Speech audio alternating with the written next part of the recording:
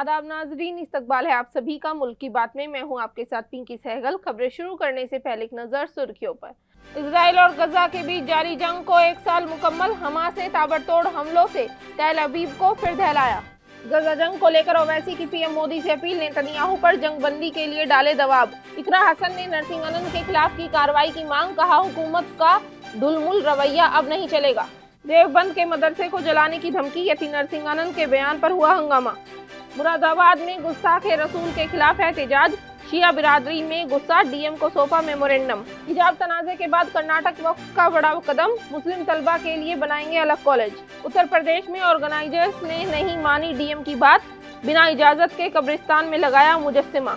Engineer Rashid नतीजे आने से पहले एक्टिव। सियासी पार्टियों से की खास अपील। गोवा में आरएसएस लीडर के बयान पर तनाजा। ईसाई बिरादरी ने किया गिरफ्तारी का मुतालबा। केजरीवाल की पीएम मोदी को खुली चुनौती। कहा, हिम्मत है तो मोदी नवंबर में असेंबली इलेक्शन कराए। इजराइल और गजा के बीच जारी जंग को 1 साल हो गया है। हालांकि इसे जंग का नाम देना गलत होगा, क्योंकि एक तरफा हमलों को जंग का नाम नहीं दिया जा सकता, बल्कि इसे जेनोसाइड बोलना गलत नहीं होगा। साल 2023 में इसी दिन यानी कि 7 अक्टूबर को हमास ने इजराइल के सालों के जुल्मों का बदला लेने की पहल करते हुए तेल अवीव में हमला किया था, और आज फिर इजराइल को सबक सिखाते हुए और उसको उसकी हार का आईना दिखाते हुए एक बड़ा हमला कर तेल अवीव में भारी तबाही मचाई है। इजराइल और उसकी जारहियत इस 1 साल में ना तो रुकी है और ना ही इसमें कोई कमी देखने को मिली है। हाँ, ये जरूर है कि इजराइल की इन जालिमाना हरकतों और उसके जुर्मों का बदला लेने के लिए फिलिस्तीनी लोगों और लड़ाकों की हिमायत में कई मुल्क उतरे और उन्होंने अपने लड़ाकों की जान की परवाह किए बगैर इजराइल से उसके जुल्मों का हिसाब लिया। इस 1 साल में जहाँ इजराइल का कातिलाना चेहरा सबके सामने आया है, तो वहीं उसके जुर्मों में बराबर के शरीक रहे अमेरिका की असली शक्ल भी दुनिया ने देखी। आज इस जंग के 1 साल होने पर फिलिस्तीनी लड़ाकों यानी कि हमास ने फिर इजराइल पर बड़ा हमला किया। प्रेस टीवी की खबर के मुताबिक फिलिस्तीनी मज़ाहमती तहरीक हमास ने मकबूजा फिलिस्तीनी इलाकों में वाक़ई साहिली शहर तेल अवीव पर फिलिस्तीनी जंगजुओं के तारीखी ऑपरेशन अल-अक्सा तूफान की पहली बरसी के मौके पर रॉकेटों से हमला किया। ग्रुप ने कहा कि उसने तेल अवीव शहर पर कब्जे के अंदर गहराई में मुकदमा M90 रॉकेटों के साथ बमबारी की है। प्रोजेक्टाइल ने तेल अवीव के मज़ाफाती इलाकों में असर डाला, जबकि शहर और उसके इर्द गिर्द के इलाकों में सायरन की धुन बज गई और बिन गोरियोन हवाई अड्डे के आसपास भी हमले हुए हैं। इससे पहले भी ब्रिगेड्स ने 114 mm राजम रॉकेटों का इस्तेमाल करते हुए मकबूजा इलाकों में इजरायली फौजी अहदाफ के खिलाफ वसी पैमाने पर जवाबी कार्रवाई शुरू करने का ऐलान किया था। इस 1 साल के दौरान अमेरिका ने जो किरदार अदा किया है वो भी सबके सामने है। गजा में जारी खूनरेजी को रोकने के बजाय अमेरिका ने इजराइल को हर तरह सपोर्ट किया और उस पर हथियारों की भरमार कर दी। मिडिल ईस्ट आई के मुताबिक अमेरिका ने इस 1 साल के दौरान इजराइल को $17.9 बिलियन के हथियारों की मदद फराहम की है, जिसने इजराइल को मजीद अपने नापाक इरादों को अंजाम देने में फरोग दिया। वहीं इस दौरान सऊदी अरब, जॉर्डन, मिस्र जैसे कई अरब ममालिक का असली रंग भी सबने देखा, जहां उन्होंने इजराइल से बदला लेने के बजाय खामोशी इख्तियार की। लेकिन इसी दौरान लेबनान, यमन और इराक ने अपनी जानिब से पुरजोर कोशिश करते हुए इजराइल से एक हद तक उसके जुर्मों का बदला लिया है। देखना ये होगा कि ये जंग जिसके शुरू होने के बाद ये कयास लगाए जा रहे थे कि ये कुछ ही महीनों में खत्म हो जाएगी, लेकिन ऐसा नहीं हुआ और इजराइल ने इस दौरान तकरीबन 42,000 लोगों के खून गजा में बहाए हैं, जिसमें ज्यादातर ख्वातीन और बच्चों का खून शामिल है। देखना ये होगा कि ये जंग कब अपने इख्तिताम को पहुंचेगी और आज का हमास के जरिए किया गया ये हमला कितना असरअंदाज होगा। गजा में जारी इजरायली बमबारी और जमीनी कार्रवाइयों के बीच AIMIM के सदर असदुद्दीन ओवैसी ने वजीर आजम नरेंद्र मोदी से एक बड़ी अपील करते हुए दरख्वास्त की है कि वो इजराइल के PM बेंजामिन नेतन्याहू पर गजा में चल रही जंग को रोकने का मुतालबा करे। ओवैसी की अपील ऐसे वक्त में सामने आई है जब गजा में तशद्दुद और तनाज़ात की वजह से जानो माल का भारी नुकसान हो रहा है और लाखों फिलिस्तीनी बेघर हो चुके हैं। ओवैसी ने एक जलसे आम के दौरान कहा, मैं वजीर आज़म नरेंद्र मोदी से अपील करता हूं कि वो जंग बंदी के लिए नेतन्याहू पर दबाव डालें। अगरचे 12 से 15 लाख फिलिस्तीनी अपने घर बार खो चुके हैं, लेकिन फिर भी वो मौत से नहीं डरते हैं। ओवैसी ने इजरायली हुकूमत की पॉलिसियों पर कड़ी तनकीद की। आपको बताते चलें कि फिलिस्तीन में हालात मुसलसल खराब होते जा रहे हैं। एक मीडिया एजेंसी ने इतवार को इतला दी कि इजरायली फोर्सेस ने जबालिया पनाहगजी कैंप पर बमबारी की, जिसमें कम से कम 17 अफराद हलाक हो गए हैं। यह हमला शुमाली गजा के ज्यादा आबाद इलाके पर तीसरा जमीनी हमला था। गजा की वजारत सेहत के मुताबिक तनाज़े के आगाज से अब तक कम से कम 41,870 फिलिस्तीनी हलाक हो चुके हैं, जबकि 97,166 जख्मी हुए हैं। गाजियाबाद के डासना मंदिर के महंत यति नरसिंहानंद के मुतनाज़ा बयान ने कशीदगी का माहौल पैदा कर दिया है। समाजवादी पार्टी की कैराना से एमपी इकरा हसन ने भी यति नरसिंहानंद के मुतनाज़ा बयान पर रद्द-ए-अमल जाहिर किया है। वहीं सपा एमपी इकरा ने नरसिंहानंद को नफरती और पाखंडी बताते हुए रासुका और यूएपीए के तहत कार्रवाई की मांग की है। उन्होंने आगे क्या कुछ कहा है, सुनिए। यति नरसिंहानंद जैसे ढोंगी पाखंडी लोगों ने फिर एक बार अपनी जुबान से नफरत का जहर उगला है। प्यारे नबी जो पूरी दुनिया के लिए रहमत और शांति का पैगाम लेकर आए थे, उनकी शान में ये गंदी जुबान से अपमान कर रहा है। ये हर बार अपनी जुबान से नफरत का बीज बोकर कानून से बच जाता है, क्योंकि राज्य सरकारें ईमानदारी से अपना फर्ज नहीं निभा रही। मैं केंद्र सरकार और राज्य सरकारों के जिम्मेदारों को ये कहना चाहती हूँ कि अब उनका ये ढुलमुल रवैया नहीं चलेगा। यति नरसिंहानंद और इन जैसे नफरती पाखंडियों के खिलाफ दिखावटी कार्रवाई न की जाए, बल्कि हेट स्पीच, यूएपीए और एनएसए की गंभीर धाराओं में इनके खिलाफ कार्रवाई होनी चाहिए, ताकि ये एक नज़ीर बन सके और आइंदा कोई ऐसी जुर्रत न कर सके।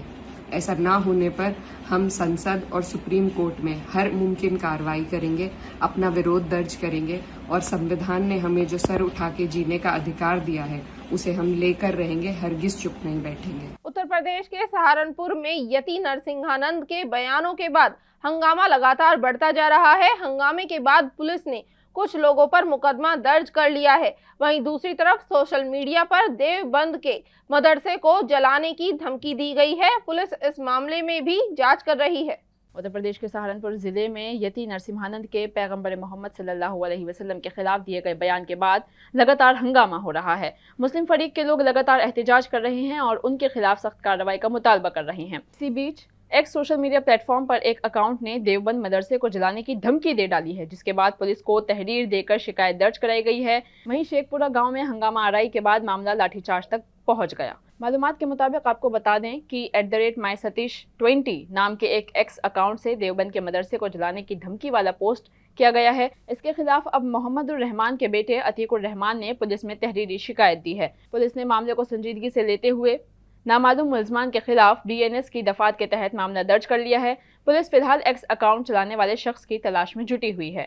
सहारनपुर के SP देहात सागर जैन ने कहा कि मामला दर्ज कर तहकीकात शुरू कर दी गई हैं। यति नरसिंहानंद के बयानात के बाद लगातार उनके खिलाफ एहतजाज में मुसलसल इजाफा हो रहा है। पूरे जिले में उनके खिलाफ मुस्लिम तंजीम के लोग अलग अलग जगहों पर इकट्ठा होकर एहतजाज कर रहे हैं। मुरादाबाद जिले की शिया बिरादरी के सैकड़ों लोगों ने जिला कलेक्ट्रेट पर जमा होकर जबरदस्त हंगामा किया और पैगंबर मोहम्मद सल्लल्लाहु अलैहि वसल्लम की शान में गुस्ताखी करने वालों के खिलाफ जमकर नारेबाजी करते हुए एक मेमोरेंडम मुरादाबाद के मजिस्ट्रेट को सौंपा। इस दौरान शिया बिरादरी के इमाम ने क्या कुछ कहा, सुनिए। पैगंबर साहब हमारे अजीम इंसान हैं और हमारी जान है, ईमान है, सब कुछ है। उन्हीं से हमको दीन मिला है, उन्हीं से हमें सच्चा रास्ता मिला है। तो लिहाजा पैगंबर सल्लल्लाहु अलैहि वसल्लम के बारे में जो एक अजीब सा इंसान है कि जिसने शायद अपने धर्म की किताबें भी ठीक से नहीं पढ़ी है, इसलिए कि अपने धर्म की किताबें ठीक से पढ़ने के बाद कोई किसी दूसरे मज़हब को बुरा नहीं कह सकता है। तो लिहाजा मैं तो उनको बाबा भी नहीं समझता हूँ, इसलिए कि बाबा बहुत महान होते हैं, बड़े अजीम इंसान होते हैं कि जिनको हिंदुस्तान में हम जानते हैं और उनसे हमारा राब्ता रहता है। उन्होंने पैगंबर सल्लल्लाहु अलैहि वसल्लम के बारे में जो गुस्ताखी की है, लिहाजा उसका मेमोरेंडम देने के लिए यहाँ पर इतने सब मोमिनीन, इतने सब हजरात हमारे साथ में हैं और हम यही अपील करने के लिए आए हैं कि इस तरीके के लोगों को खुला ना छोड़ा जाए, इसलिए कि जब तक खुले रहेंगे ये इसी तरीके की बुरी बातें करेंगे और जो अवाम लोग हैं उनको ये बहका कर और एक दूसरे रास्ते की तरफ ले जाना चाहते हैं। ये किसी धर्म को फॉलो नहीं करते हैं ऐसे लोग के जो फसाद फैलाते हैं, बल्कि ये इनका एक ख़ास मिशन होता है और ये उसी के तहत काम करते हैं। लिहाजा हम ये अपील करने आए हैं कि उनको गिरफ्तार किया जाए और ऐसा गिरफ्तारी हो कि उसके बाद बहुत आसानी से इनको बेल ना मिले।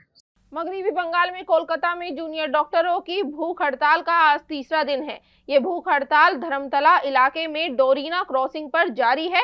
Trainee doctor rape murder case में इंसाफ की गुहार लगा रहे 6 जूनियर डॉक्टरों ने 5 अक्टूबर से भूख हड़ताल शुरू की थी। बता दें कि हड़ताल पर बैठे जूनियर डॉक्टरों में से एक डॉक्टर आकिब ने कहा कि सेशन कोर्ट में आरजी कर मामले में CBI का किरदार बहुत ही ढीला है। हम चाहते हैं कि इस मामले में जल्द से जल्द इंसाफ मिले। कोई भी ये नहीं कह सकता है कि हमारी मांगे गलत हैं।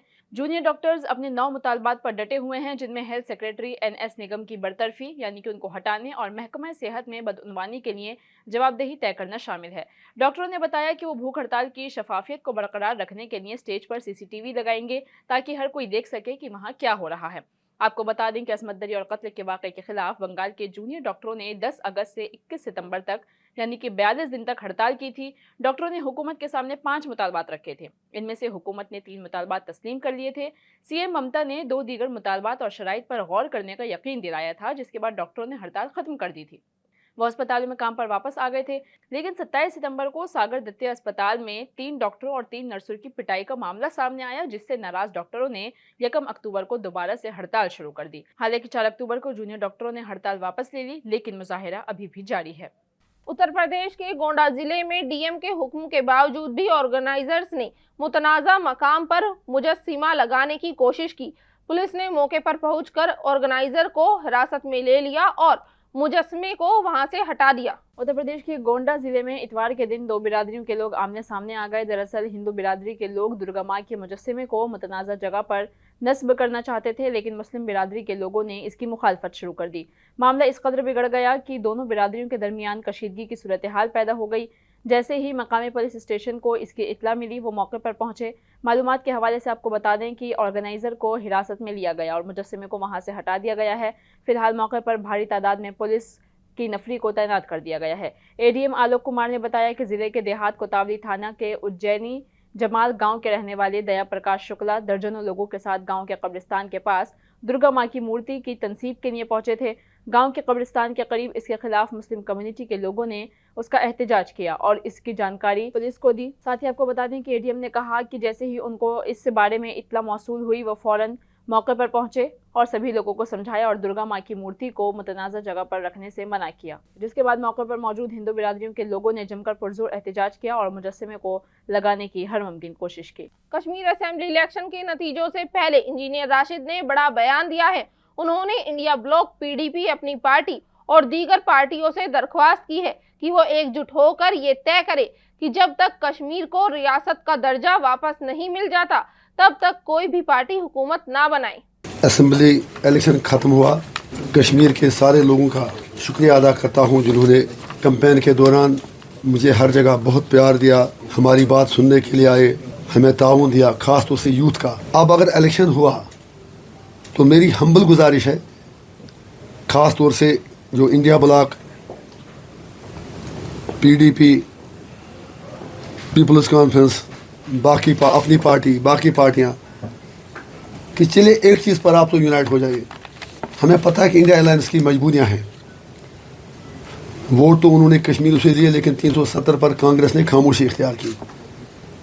मेरी एक सजेशन है इन सब से कि जब तक स्टेटहुड हमें ना मिले, कोशिश करें कि नई सरकार तब तक ना बने।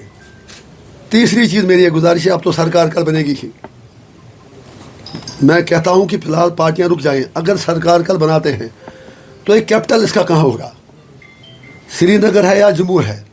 दरबार में एक अच्छी ट्रेडिशन थी जो एक बॉन्डिंग का काम करता था between two reasons, cultural bonding, emotional bonding, हर तरह से बॉन्डिंग। गोवा में आरएसएस की रियासती यूनिट सरबराह सुभाष वेलिंगर के एक बयान के बाद तनाज़ा बढ़ गया है। क्रिश्चियन कम्युनिटी ने उनकी गिरफ्तारी की मांग करते हुए एहतजाज किया है। एक प्रोग्राम में वेलिंगर ने कहा था कि कैथोलिक मिशनरी संत फ्रांसिस जेवियर की बाक़ियात का डीएनए टेस्ट कराया जाना चाहिए। उन्होंने ये भी कहा कि इस संत को गोयनचो सायब यानी कि गोवा का सरपरस्त नहीं कहा जा सकता है। इस बयान को लेकर मकामी लोगों और कई पार्टियों के लीडरान ने ओल्ड गोवा में मुजाहिरा किया। इससे पहले हफ्ते की रात को कुछ मुजाहिरीन ने मारगांव में नेशनल हाईवे को ब्लॉक किया था और उनकी पुलिस के साथ झड़पें भी हुई थी, जिसके बाद पुलिस ने 5 लोगों को हिरासत में ले लिया। आर्च डायोसिस गोवा की social work wing council for social justice and peace ने बयान जारी कर कहा कि गोवा की पूरी कैथोलिक कम्युनिटी वेलिंगर के काबिल एतराज़ और इस घटिया बयान की कड़ी मजम्मत करती है। वेलिंगर के बयान ने सिर्फ कैथोलिक कम्युनिटी को ही नहीं बल्कि उन लोगों के जज्बात को भी ठेस पहुंचाई है जो सेंट फ्रांसिस में अकीदत रखते हैं। इस मामले पर राहुल गांधी ने कहा कि बीजेपी गोवा में फिरकावाराना कशीदगी पैदा कर रही है। आरएसएस के एक साबिक रहनुमा ने ईसाइयों को मुश्तइल करने वाला बयान दिया है और सिंह तंजीमों ने मुसलमानों के माशी बायकॉट का मुतालबा किया है। राहुल ने कहा कि सिंह परिवार की इस तरह की बहुत सी कार्रवाइयां पूरे मुल्क में बगैर किसी रुकावट के चल रही हैं, जिन्हें ऊपर से हिमायत मिल रही है। यहाँ बीजेपी लोगों को तकसीम करने की सियासत कर रही है। वेलिंगकर के खिलाफ उनके बयानात पर मजहबी जज्बात को ठेस पहुंचाने के 12 से ज्यादा केस दर्ज किए गए हैं। हालांकि पुलिस ने अभी तक उन्हें गिरफ्तार नहीं किया है। इस केस की समाअत पीर को मकामी अदालत में होगी। दिल्ली के साबिक सीएम और आप कन्वीनर अरविंद केजरीवाल ने पीएम नरेंद्र मोदी को चुनौती दी है। उन्होंने कहा है कि हिम्मत है तो नवंबर में महाराष्ट्र और झारखंड के साथ दिल्ली में भी असेंबली इलेक्शन करवा कर दिखाएं।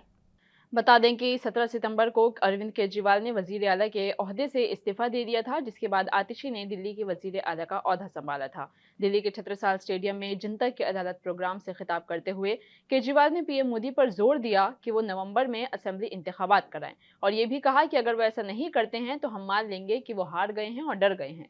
केजरीवाल ने कहा कि अगर वजीर आजम दिल्ली इंतखाबात से पहले एनडीए की हुकूमत वाली 22 रियासतों में मुफ्त बिजली का ऐलान करते हैं तो केजरीवाल बीजेपी के लिए मुहिम चलाएंगे। केजरीवाल ने कहा कि मैंने कल टीवी पर एग्जिट पोल देखा। हरियाणा और जम्मू कश्मीर में बीजेपी की डबल इंजन वाली हुकूमतें खत्म होने वाली हैं। पहला इंजन जून में फेल हो गया जब उन्हें 240 सीटें मिली और झारखंड और महाराष्ट्र में भी ऐसा ही होगा। फिर दूसरा इंजन भी फेल हो जाएगा। डबल इंजन वाली हुकूमत का मतलब है महंगाई, बेरोजगारी और करप्शन। केजरीवाल ने कहा कि बीजेपी गरीब मुखालिफ है। उन्होंने दिल्ली में बस मार्शल, डेटा एंट्री ऑपरेटर्स को हटा दिया। होमगार्ड्स की तनख्वाहें रोक दी गई हैं। दिल्ली में जमहूरियत नहीं, एलजी राज है। हम दिल्ली को एलजी राज से आज़ाद कराएंगे और इसे मुकम्मल रियासत का दर्जा दिलाएंगे।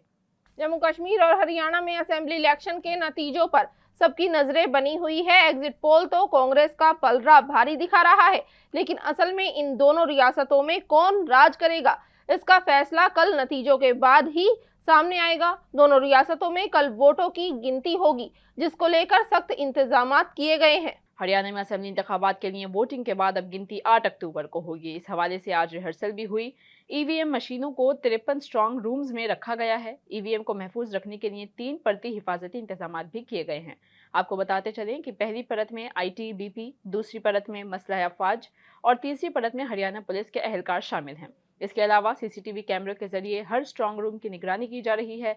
असेंबली इंतखाबात में हिस्सा लेने वाले मुख्तलिफ जमाअतों के उम्मीदवार और उनके मिजाज एजेंट्स भी कंट्रोल रूम में सीसीटीवी के जरिए सारी सूरत हाल पर नजर रखे हुए हैं। बाज उम्मीदवारों के कारकुनान टेंट लगाकर स्ट्रॉन्ग रूम के बाहर ही बैठ गए हैं। इसमें लाडवा से इलेक्शन लड़ने वाले कांग्रेस उम्मीदवार मेवा सिंह के कारकुन भी शामिल हैं। 5 अक्टूबर की शाम को जारी होने वाले एग्जिट पोल में कांग्रेस को अक्सरियत हासिल होती दिखाई दे रही है। दूसरी जानिब कायम मकाम वजीर आला नायब सिंह सैनी ने कहा कि मुझे यकीन है कि बीजेपी अकेले हुकूमत बनाएगी, लेकिन अगर हमें इत्तेहाद की जरूरत पड़ी तो हम उस पर भी गौर करेंगे। हमारे पास तमाम इंतजामात हैं। इंतजामिया की जानिब से तमाम अजला में स्ट्रॉन्ग रूम्स की सख्त सिक्योरिटी के दावे किए गए हैं। ईवीएम को अब 8 अक्टूबर को ही गिनती के लिए स्ट्रॉन्ग रूम से बाहर निकाला जाएगा। इसके साथ ही इंतजामिया की जानिब से वोटों की गिनती की तमाम तैयारियां भी कर ली गई हैं। वहीं जम्मू कश्मीर में भी कल गिनती होने वाली है और इससे पहले सख्त इंतजाम किए गए हैं और कल नताइज का ऐलान होने के बाद 5 MLA को नामजद किया जाएगा। वजारत दाखिले के हुक्म पर जम्मू कश्मीर के लेफ्टिनेंट गवर्नर मनोज सिन्हा 5 लोगों को असेंबली के लिए नामजद करेंगे। ऐसी सूरत हाल में MLAs की कुल तादाद 95 हो जाएगी और अक्सरियती तादाद बढ़कर 48 हो जाएगी। इनमें 2 कश्मीरी पंडित और 1 POK का नुमाइंदा शामिल है। नाजरीन, मुल्क की बात में आज के लिए बस इतना ही। मुझे दीजिए इजाजत। आदाब।